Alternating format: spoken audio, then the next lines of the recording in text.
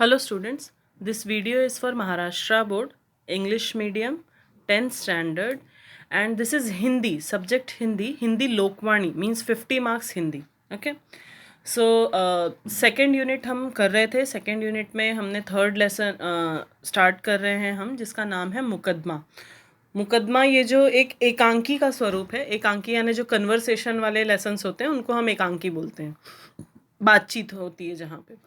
तो मुकदमा ये जो एक एकांकी है, इसे गोविंद शर्मा जी ने लिखा हुआ है. ये बहुत ही सुंदर एकांकी है. इससे हम लोगों को बहुत कुछ सीखने और समझने के लिए मिलता है. उसके बारे में हम थोड़ा सा पढ़ना चाहेंगे. जैसे कि गद्य के संबंध में हमें दिया गया है कि इस एकांकी में नाटककार जो हैं उन्होंने जल और वायु प्रदूषण पर प्रकाश डाला है. यानी ये जो है ये ऐसी कुछ प्रॉब्लम्स हैं, ऐसी कुछ समस्याएं हैं जो हमारे जीवन में, जिससे हम रोज़ रूबरू हो रहे हैं. रोज़ हम लोगों को ये सारी समस्याओं का कुछ ना कुछ प्रभाव, जो कुप्रभाव जिसे हम बोलेंगे, वो हमें बर्दाश्त करना पड़ रहा है. लेकिन हम अक्सर क्या करते हैं, हम सिर्फ कंप्लेन करते हैं, सिर्फ शिकायतें करते हैं लोगों से. लेकिन हम कभी उस चीज़ का, मतलब कोई भी जो हमारी समस्या है उसका हम कारण पता लगाने की कोशिश नहीं करते. तो लोग जो हैं वो प्रदूषण का मूल कारण नहीं पता लगा रहे हैं और केवल एक दूसरों पर दोषारोपण. दोषारोपण का अर्थ होता है दोष प्लस आरोपण, मतलब हम किसी पर दोष लगाते हैं. ठीक है, तो हम एक दूसरे पर दोष लगा रहे हैं. उसके साथ ही लेखक हमें ये बता रहे हैं कि प्रदूषण जो है वो हमारा अपना किया हुआ है. मतलब हम जो प्रदूषण का जो मेन, जो मुख्य कारण है, मूल कारण जो है वो इंसान ही है, मनुष्य ही है. अतः हमें प्रदूषण को समाप्त करने हेतु आवश्यक कदम उठाने बहुत ज़रूरी हैं. अब सबसे पहले तो ये, क्योंकि एकांकी है, इसमें कुछ पात्र होंगे, कुछ लोग होंगे. पात्र यानी कैरेक्टर्स जिसे हम बोलते हैं. तो एक महाराज हैं, एक मंत्री हैं, हवा है, पानी है और कुछ लोग हैं. कुछ लोग जिनके बारे में बहुत कम कन्वर्सेशंस हैं जिनके. और इसमें कुछ जो दृश्य है वो इस प्रकार का है कि महाराज का दरबार लगा हुआ है. महाराज सिंहासन पर बैठे हुए हैं, एक तरफ मंत्री और बाकी के दरबारीगण यानी दरबार में उपस्थित लोग हैं. उसके अलावा अन्य लोग, जो कुछ लोग जो हमने पढ़ा था, ये वो लोग हैं. ठीक है, उसके बारे में हम आते हैं कहानी पर, यानी एकांकी पर आते हैं. महाराज कह रहे हैं, मंत्री जी, शिकायत करने वाले लोग आ गए हैं. मंत्री खड़े होते हुए, हाँ महाराज. देखिए, खड़े होते हुए यहाँ पर मंत्री जो है वो महाराज को अपनी जो बोलते हैं ना हम, कृतार्थता, कृतज्ञता, वो स्थापित कर रहा है, बता रहा है. ठीक है, तो शिकायत करने वाले लोग आ गए हैं, इस चीज़ को कंफर्म किया, इस चीज़ को पूरी तरह से सहमत हुए. कौन? मंत्री जी. महाराज कह रहे हैं, जिनके बारे में शिकायत आई है, क्या उन लोगों को भी यहाँ बुला लिया गया है? मतलब जो आरोपी हैं, जिनके ऊपर हम शिकायत लगाने वाले हैं, क्या उन लोगों को भी बुला गया है? तो मंत्री कह रहे हैं, हाँ महाराज, आज सब शिकायतें हवा और पानी के बारे में हैं. वे पास के कमरे में बैठे हैं. यानी इस समय मुलजिम कौन है? जो है हवा और पानी. ठीक है. महाराज कहते हैं, ठीक है, मुकदमे की कार्यवाही शुरू करें. पहले पानी को बुलाया जाए. एक एक करके दोनों पर कार्यवाही होगी, तो पहले पानी को बुलाया जाता है. और ये जो ब्रैकेट में लिखे हैं, ये कुछ मतलब जो वो लोग जो कर रहे हैं वो हमें, क्योंकि हमें दिखाई नहीं दे रहा, तो वो हमें समझा रहे हैं उन चीज़ों को. कि मंत्री इशारा करते हैं, देखिए पानी हाजिर होता है. पानी कैसे आएगा? पानी तो कोई इंसान तो नहीं है. लेकिन पानी को बनाने के लिए गीले कपड़े पहन के एक लड़का हाजिर हो जाता है. उसके कपड़ों के पीछे टेप रिकॉर्डर छुपा हुआ है. टेप रिकॉर्डर आपको पता होगा, जिससे आवाज़ वगैरह आती है, उस तरह की चीज़ छुपाई हुई है.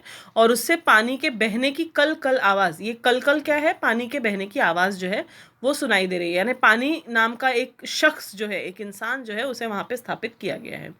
अब पानी कह रहा है, महाराज की जय हो. महाराज कह रहे हैं, पानी, तुमसे इन लोगों की शिकायत है. यदि शिकायत सच साबित हुई तो तुम्हें राज्य के कानून के अनुसार दंडित किया जाएगा. देखिए, अभी जो हम लोकतंत्र में जी रहे हैं, हमारे लिए एक अलग संविधान बनाया गया है, परंतु जब राजा महाराजा लोग थे तो उन लोगों ने राज्य में कुछ विशेषज्ञ लोगों को रखा होता था, जो लोग अपने अनुसार कुछ कानून बनाते थे, तो उसके अनुसार दंड दिया जाता था. तो महाराज ने वो चीज़ पानी को बताई. पानी कह रहे हैं, महाराज, मुझे नहीं मालूम ये लोग मुझसे क्यों नाराज़ हैं. मैं एकदम निर्मल हूँ महाराज. देखिए, निर्मल का अर्थ होता है स्वच्छ, साफ. ठीक है, तो बहुत ही साफ है. मंत्री कह रहे हैं, महाराज, लोगों की पहली शिकायत यही है कि पानी अब निर्मल नहीं रहा. यह नदियों और गह्वरों में बहते समय गंदगी और बीमारियां अपने साथ बहाकर सब जगह पहुंचा देता है. देखिए, गह्वर यानी क्या होता है? जो गड्ढे होते हैं ना, उसे हम कहते हैं. तो जब पानी हम सब जानते हैं कि पहाड़ों से बहता हुआ पानी आता है, तो वो कई जगह पर, कहीं नदियों से होकर गुजरता है, कहीं गह्वर यानी गड्ढों से होकर, मिट्टी पर से, ऐसी जगहों से. तो ऐसी जगहों में जाहिर बात है कि उसमें मिट्टी और अन्य गंदगी जो है वो आ जाएगी. लेकिन बीमारियां भी आ रही हैं साथ में. जहाँ गंदगी होगी वहाँ बीमारियां अवश्य होंगी. तो शिकायत यही है लोगों की कि पानी जो है वो अब पहले के प्रकार निर्मल नहीं रहा है. तो पानी कह रहा है, महाराज, ये लोग पहले की तरह खाली पानी की रखवाली नहीं करते. मतलब पानी जो है वो अपना पक्ष रख रहा है कि मनुष्य जो है वो पहले पानी की बहुत रक्षा करता था, रखवाली करता था, ढक कर, साफ करके, सफाई, इन चीज़ों पर पहले मनुष्य का बहुत ध्यान होता था। लेकिन अब जो है पानी की शिकायत ये है कि ये लोग साफ नहीं रखते, पशुओं को जोहड़ के भीतर तैरने छोड़ देते हैं। जोहड़ यानी जैसे छोटे तालाब होते हैं ऐसी जगहों पर, तो पशुओं को जो है वहाँ ले जाते हैं, वहीं नहला देते हैं, वहाँ उनको पानी पीने के लिए, तैरने के लिए छोड़ देते हैं। तो जब पशु के पास, जाहिर बात है कि इतनी बुद्धि उनके पास नहीं है, तो वो अपनी गंदगी जो है, मल मूत्र या किसी भी प्रकार की जो अब शरीर पर भी लगी हुई जो गंदगी होगी, वो सारी की सारी तालाब में छोड़ देते हैं। गांव की दूसरी गंदगी भी तालाब में फेंक दी जाती है। इस चीज़ से तो हम अनजान नहीं है। हम देखते हैं कि गांव में कई सारी चीज़ें, गांव में ही नहीं, शहरों में भी कई सारी चीज़ें लोग प्रदूषित करने के लिए वातावरण को पानी में ऐसे फेंक देते हैं, ठीक है, तो तालाब में फेंक दी जाती है। नदियों में कारखानों की गंदगी व शहर के गंदे पानी का, गंदे नाले का पानी छोड़ा जाता है। इस चीज़ से भी हम अनजान नहीं है। आप समझ सकते होंगे कि कारखाने, आज हमारा देश जो है वो अगर देखेंगे तो एक जिसे हम कह सकते हैं कि मशीनों का एक जंगल बन चुका है। तो यहाँ इतने कल कारखाने हैं कि जिनमें से जाहिर बात है धुएं निकलते हैं, और जो हम बोलेंगे कि लिक्विड जिसे हम कहते हैं, द्रव अवस्था में जो गंदगी निकलती है, वो सब हम क्या करते हैं, शहर के पानी वाला जो जगह होती है वहाँ पे हम छोड़ देते हैं। तो महाराज मैं अपने आप गंदा नहीं होता, मुझसे शिकायत करने वाले ही गंदा और दूषित करते हैं। मतलब पानी बता रहा है कि वो कहीं पर भी गलत नहीं है, पानी ने अपने आप को गंदा नहीं किया, बल्कि जो लोग उस पर दोषारोपण कर रहे हैं उन्हीं लोगों ने उसे गंदा किया है। महाराज कह रहे हैं, भाइयों आपके पास इसका क्या जवाब है? लोग आपस में फुसफुसाकर बातें करते हैं। फिर उनमें से एक बोलता है, देखिए जो लोग वहां पर खड़े थे, महाराज ने सवाल किया कि अगर आप लोगों ने उस पर दोषारोपण किया है पानी पर, तो पानी जब अपना पक्ष रख रहा है तो इसके बारे में आप क्या कहना चाहते हैं? तो वो लोग आपस में एक दूसरे से कुछ फुसफुसाना यानी धीरे धीरे बातें करना। फिर उसके बाद उनमें से एक बोलता है, एक एक यानी कोई एक व्यक्ति है, महाराज यह तो मान लिया, पर कहीं बरसना कहीं नहीं बरसना, यह तो पानी की मनमानी है। ये तो बात है कि बरसने में तो मनुष्य का हाथ नहीं है उनके अनुसार। तो जब पानी जो है वो कहीं बहुत बारिश करता है, कहीं नहीं होती है बारिश, तो ये सब में किसकी गलती है? पानी कह रहा है, नहीं महाराज, मुझ पानी की मर्जी कहाँ चलती है। मतलब ये पूछ नहीं रहा है, ये प्रश्नार्थी वाक्य नहीं है, ये वो एक्सक्लेमेशन जिसे हम कह सकते हैं ना, विस्मयादि बोधक, ये वैसा कि मेरी कहाँ चलती है। जिधर ढलान हो, जहाँ का मौसम माहौल अनुकूल हो, वहाँ मुझे जाना ही पड़ता है। मतलब जिस जगह का जैसा तापमान होगा, जैसी अवस्था होगी, उसी हिसाब से मुझे वहाँ बरसना पड़ता है। इन लोगों ने पहाड़ियों को काट कर वहाँ मैदान बना दिए हैं, पेड़ काट दिए हैं, वन नष्ट कर दिए हैं। ऐसी जगह बरसात कैसे हो सकती है? जैसे कि हम सब जानते हैं जल चक्र होता है, पानी यहाँ से जो है वाष्पीभवन होता है यानी इवेपोरेशन होता है, उससे क्लाउड्स यानी बादल बनते हैं। तो वो जो एक चक्र है, वो जो एक साइकिल है, वो कहीं ना कहीं मनुष्य ने अपने कारण या अपनी आवश्यकताओं, अपनी ज़रूरतों और अपने लालच के कारण तोड़ दी हैं। उन चीज़ों को उन्होंने खराब कर दिया है, नष्ट कर दिया है। तो उन्हीं सब कारणों की वजह से वो कहते पानी ये कहना चाह रहा है कि जहाँ हमने अच्छी अच्छी पहाड़ियों, देखिए पहाड़ियों पर से जब पानी बहता था ढलान पर से, तो वहाँ कई पेड़ पौधे होते थे, जिसके कारण पानी का जो बहाव होता था, वो उसकी जो स्पीड होती थी, जो उसका वेग होता था, उसे थोड़ा सा रोका जा सकता था। पर हमने पेड़ काट दिए, हमने मैदान बना दिए हैं, तो ढलान चली गई है, पानी अब एक ही जगह पर स्थिर हो जाता है, जम जाता है। पेड़ पौधे न होने के कारण भी उसे कठिनाई होती है। तो ऐसी जगह पर बरसात कैसे हो सकती है? वर्षा न होने के लिए भी यही लोग जिम्मेदार हैं।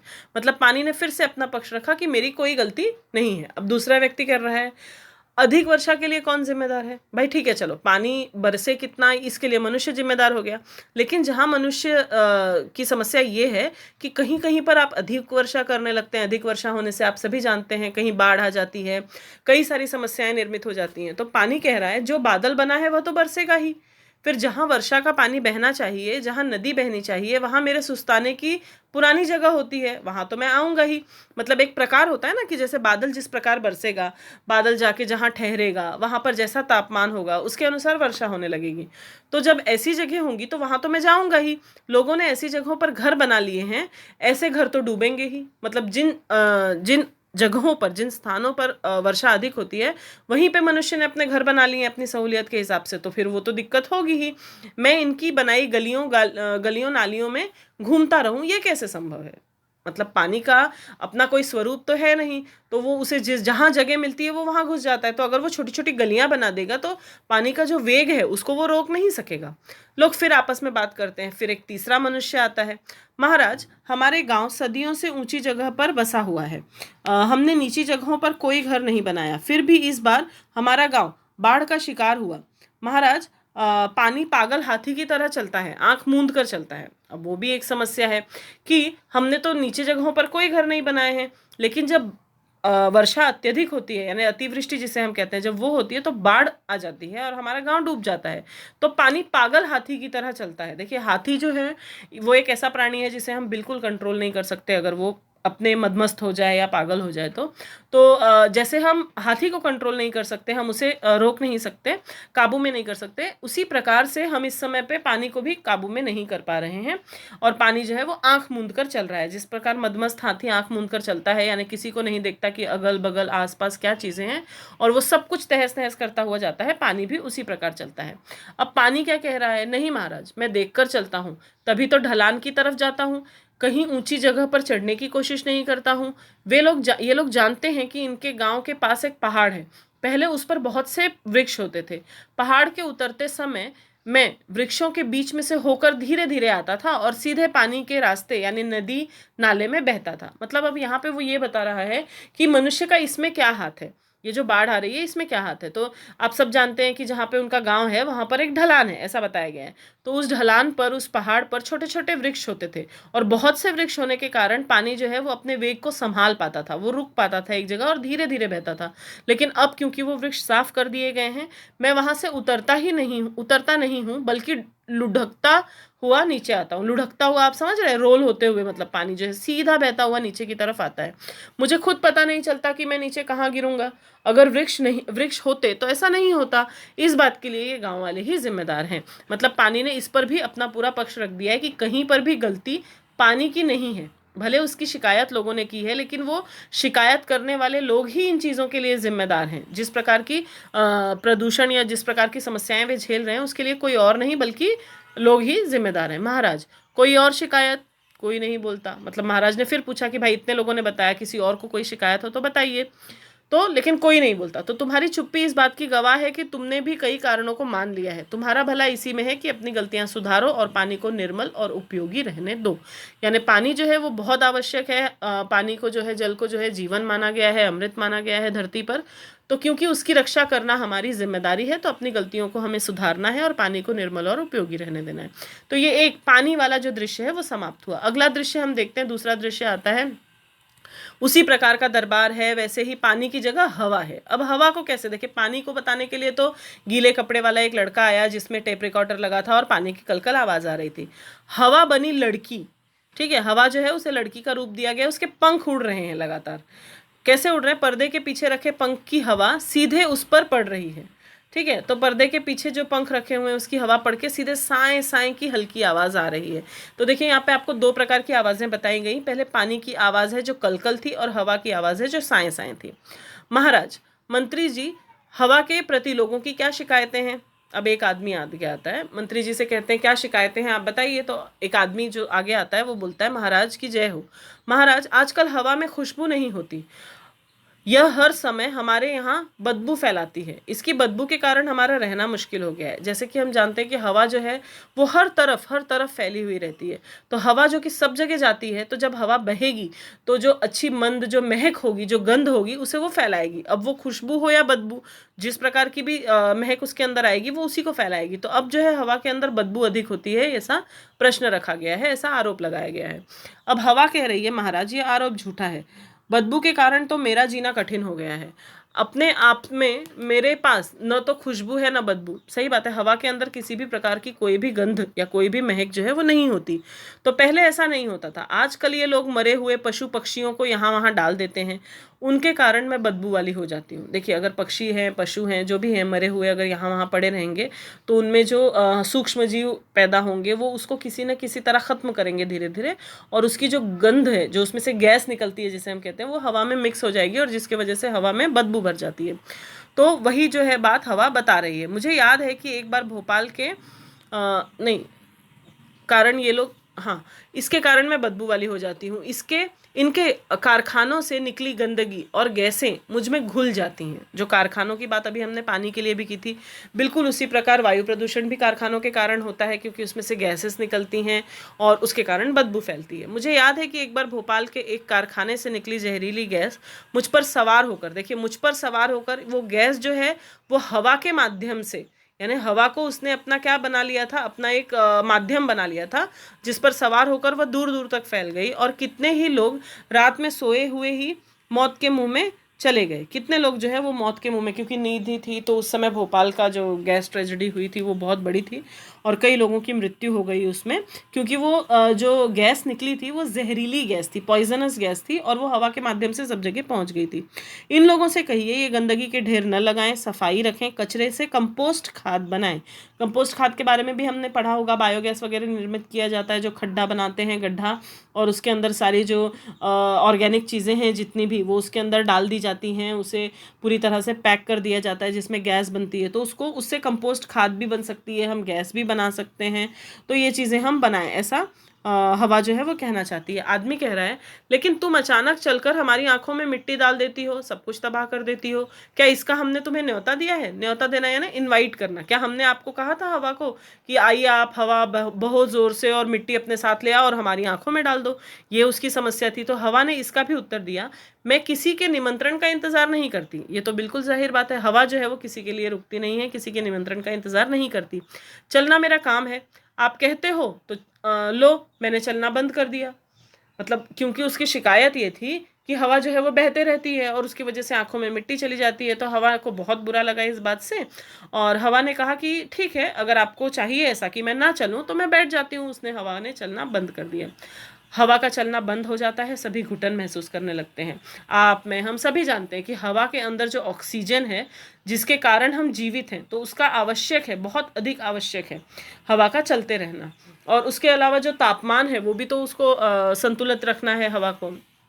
तो मंत्री कह रहे अब अरे हवा रानी नाराज मत हो, धीरे धीरे तो चलो, सांस लेना मुश्किल हो रहा है, तुम चलोगी नहीं तो लोग जिंदा कैसे रहेंगे? हवा बहने लगती है। मंत्री जी ने वही बात बताई जो हवा बताना चाहती थी, कि उसने हवा से कहा तुम नाराज मत हो, और मंत्री जी ने कहा धीरे धीरे चलो, हमारा सांस लेना मुश्किल हो रहा है, हम जिंदा नहीं रह पाएंगे। फिर उसके बाद जो है महाराज ने कहा हवा के बारे में कोई और शिकायत? एक औरत सम्मुख आती है, वो पूछते हैं महाराज की कोई और भी शिकायतें हैं क्या? तो एक औरत आई, महाराज हम अपने घर साफ सुथरे रखते हैं, पर हवा आंधी बनकर आती है और हमारे घर के रेत कूड़े से भर कर हमारे घर रेत और कूड़े से भर देती है। हवा तो बहे पर आंधी क्यों? अब हवा का ही प्रारूप है, आंधी कोई अलग चीज़ तो है नहीं, वो तीव्र हवा है। तो औरत की, भाई औरतों की यही समस्या होती है, उन्होंने अपने घर को साफ सुथरा स्वच्छ बना रखा है और हवा ने आया उसे गंदगी कर दिया। तो अब हवा उस पर क्या कह रही है, महाराज आंधी से इनका मतलब मेरे तेज चलने से है, वैसे तो मैं हर समय बहती हूँ, पर इन्हें जब गर्मी लगती है तो पंखा चलाकर मेरी गति बढ़ा देते हैं। बराबर है, हवा तो हमेशा रहती है हमारे आसपास, फिर भी अगर थोड़ी देर के लिए भी पंखा बंद हो जाए तो हम गर्मी से परेशान हो जाते हैं। तो हवा का ये कहना है कि मैं तो वैसे भी वैसे ही चलती हूँ, लेकिन अगर मैं तेज़ ना चलूँ तो भी इन लोगों को गर्मी होने लगती है और ये पंखा चलाते हैं। उसी तरह जहाँ भी हवा कम होती है मैं तेज़ी से वहाँ आती हूँ। मतलब जिन जिन जगहों पे जो एटमॉस्फेयर है, जो आप जिसको टेम्परेचर कहेंगे, तापमान कहेंगे, जब वो अधिक हो जाता है तो हवा तेज़ी से बहने लगती है।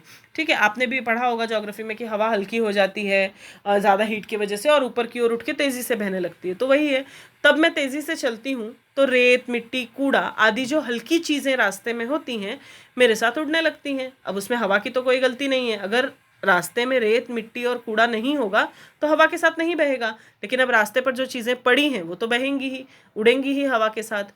ये अपने घर और दुकान साफ सुथरे करके कूड़ा घर के आसपास गली में या सड़क पर डाल देते हैं। कई बार गांव के बाहर कूड़े के ढेर लगा देते हैं।